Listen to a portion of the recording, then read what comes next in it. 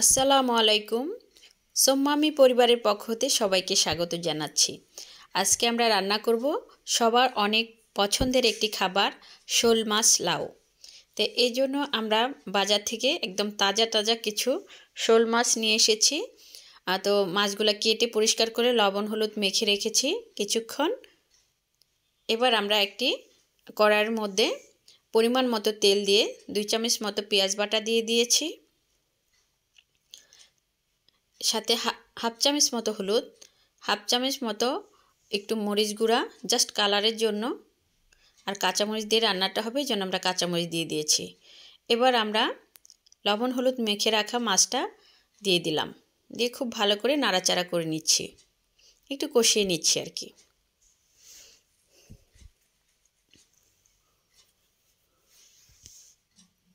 যেহেতু মাছে লবণ হলুদ দেওয়াই আছে,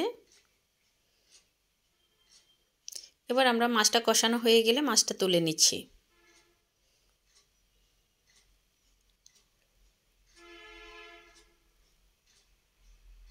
এবার আমরা কচি মতো একটা লাউ পেয়েছি বাজার থেকে, সেই লাউটা দিয়ে দিলাম। অনেক সুন্দর ছিল লাউটা। খণ্ড খণ্ড করে কেটে আমরা সেই লাউটা ওই কষানো মশলার মধ্যে দিয়ে দিলাম। আমাদের লাউটা একটু কষিয়ে নিচ্ছি। এবার আমরা ঝোলের পানি দিব।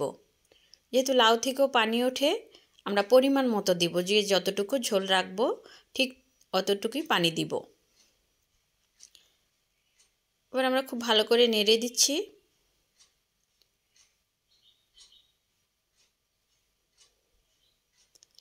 এক চামচ মতো আমরা জিরা বাটা দিয়ে দিলাম। এবার খুব ভালো করে নেড়ে দিচ্ছি।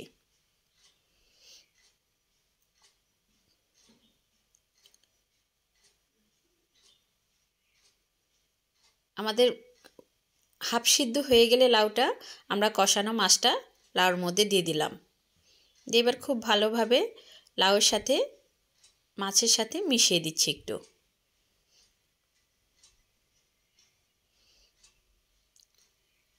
খুবই মজাদার একটি তরকারি এবং সবাই পছন্দ করে। আর যেহেতু শোল মাছে তেমন কাটা থাকে না, এটা বড় ছোট সবাই খেতে পারে। আর লাউটা তো অনেকেরই সবারই পছন্দ, আমাদেরও খুব পছন্দ, আর অনেক মজার একটি তরকারিটা। এবার আমরা একটু তরকারিটা হয়ে এসেছে, আমরা ধনিয়া পাতা দিয়ে দিলাম। আমাদের লাউর কালারটা একটু সবুজ সবুজই থাকবে, বেশি সিদ্ধ করলে নষ্ট হয়ে যাবে স্বাদ। আমাদের রান্নাটা প্রায় শেষের দিকে।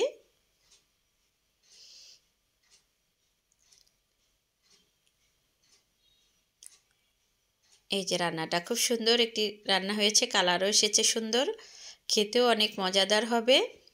আমরা একটি বোলে ঢেলে দিলাম।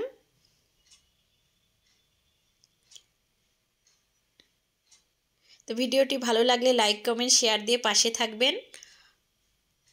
খাবারের অপচয় করবেন না। আজকের মতো এখানে, আল্লাহ হাফেজ।